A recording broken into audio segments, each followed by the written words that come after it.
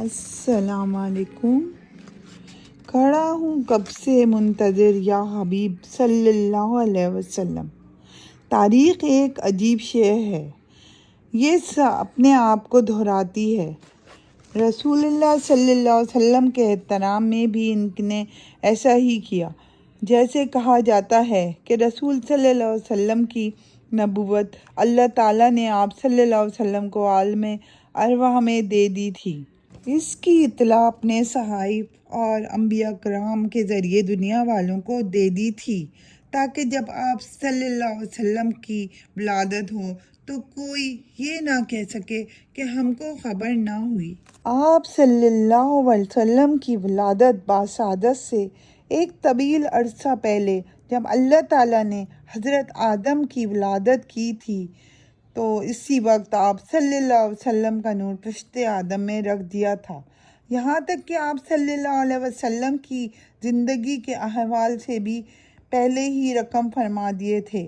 یہودی اور عیسائی علماء کرام جو عرب میں رہتے تھے آپ کی ولادت بسعادت کا انتظار کرنے لگے۔ ان کا انتظار کچھ اس طرح ہے کہ ولادت نبوی سے تقریباً 1000 سال پہلے دنیا کا حکمران طبی اول حمیر بن وردہ اپنے 4000 علماء دانشور اور ایک فوج ظفر موج کے ساتھ سفر پر نکلا۔ قزیر بن عمار بھی ساتھ تھا۔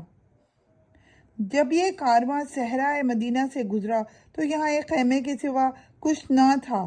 تورات، زبور، انجیل اور آسمانی صحائف کے عالم جانتے تھے کہ یہاں ایک نبی آنے والا ہے۔ 400 علماء نے عرض کیا کہ ہمیں یہاں رہنے دیں۔ بادشاہ نے پوچھا کیوں؟